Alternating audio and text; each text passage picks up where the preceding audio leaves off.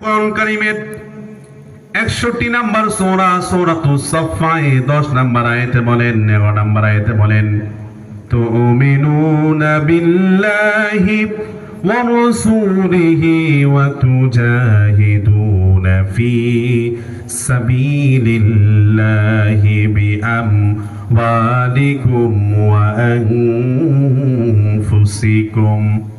সাতনার মুসলমান, নোয়াখালীর মুসলমান, গভীর মনোযোগ দিয়ে শোনা লাগবে।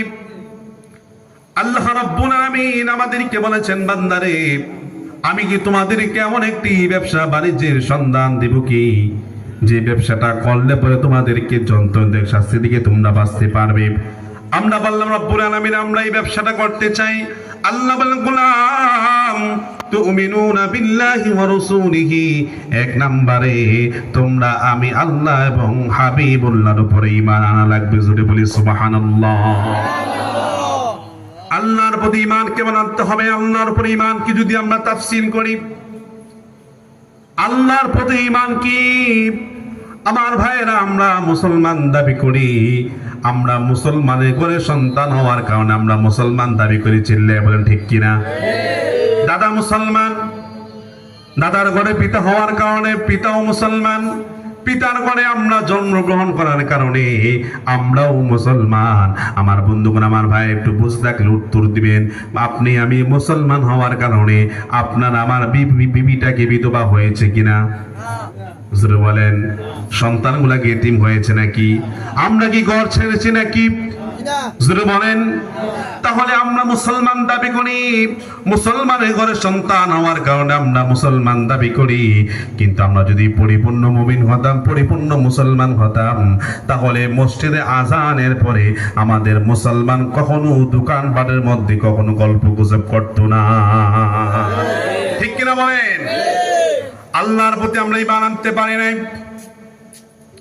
যে ব্যক্তি আল্লাহর প্রতি ঈমান আনবে, যখন মুয়াজ্জিন বলবে হাইয়া আলাস সালাহ হাইয়া আলাল ফালাহ, আর দেরি করবে না। আল্লাহ রাব্বুল আলামিনের ডাক এসেছে, আর দেরি না করে মুসলমান যদি হয়, যদি আল্লাহর প্রতি পরিপূর্ণ ঈমান আনতে পারে, তাহলে সে আজান শুনে সঙ্গে সঙ্গে আল্লাহর ঘরে ডাকে সাড়া দিবে। জোরে বলি ঠিক কিনা?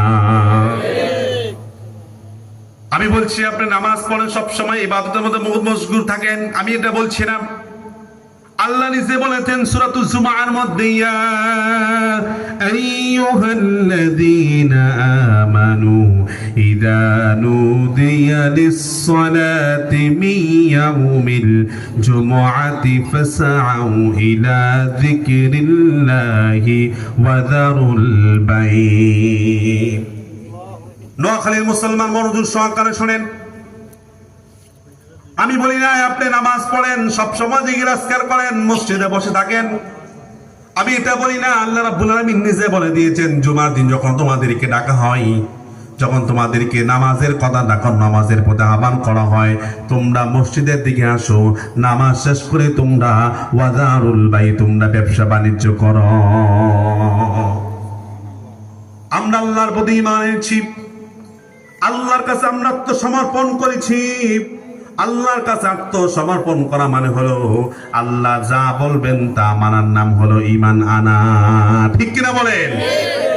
আজ আমার দেশের মধ্যে দেখা যায় মুসলমান ঘরের সন্তান কিন্তু আজানের পরে মসজিদে যায় না, কিন্তু হিন্দুদের পূজা মণ্ডলে হিন্দুর সন্তানের চাইতে মুসলমানের সন্তান বেশি দেখা যায়। ঠিক কিনা বলেন?